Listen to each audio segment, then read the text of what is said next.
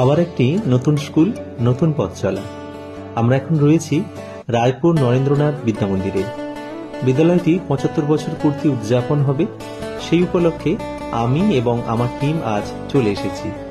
বিদ্যালয়টি লক্ষ্মীকান্তপুর স্টেশন থেকে নেমে ঢোলাহাট লাইনের দিকে যেতে হয়। স্কুলের পরিবেশ খুবই সুন্দর।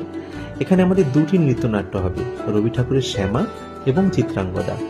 এছাড়াও অনেকগুলি নৃত্য রয়েছে যেগুলো আমাদের শেখাতে হবে, এবং স্কুলের হেডমাস্টার মশাই আমাকে বিশেষভাবে আবেদন করেছেন একটি গীতি আলেখ্য তৈরি করে দেওয়ার জন্য। এছাড়া ছাত্রছাত্রীদের ব্রতচারী প্রশিক্ষণ চলছে। বাংলা বিভিন্ন লোকসংস্কৃতি যেমন ছৌ নৃত্য, রনপা, পালকি ইত্যাদির মাধ্যম দিয়ে প্রভাত ফেরি রয়েছে, উদ্বোধনী রয়েছে। এছাড়াও আরো অনেকগুলি কাজ রয়েছে। সামগ্রিক অনুষ্ঠানের দায়িত্ব আমারই। রয়েছে সঞ্চালনা। আমি এবং আমার টিম সাধারণত এই ধরনের কাজ, এই ধরনের প্রজেক্ট করে থাকি। তাই স্কুলের সুবর্ণ জয়ন্তী হোক কিংবা শতবর্ষ পূর্তি বা অন্য কোনো কর্পোরেট ইভেন্ট, আমরা পৌঁছে যাই। শুধু আমায় ফোন করলেই হবে, আমি এবং আমার টিম পৌঁছে যাব।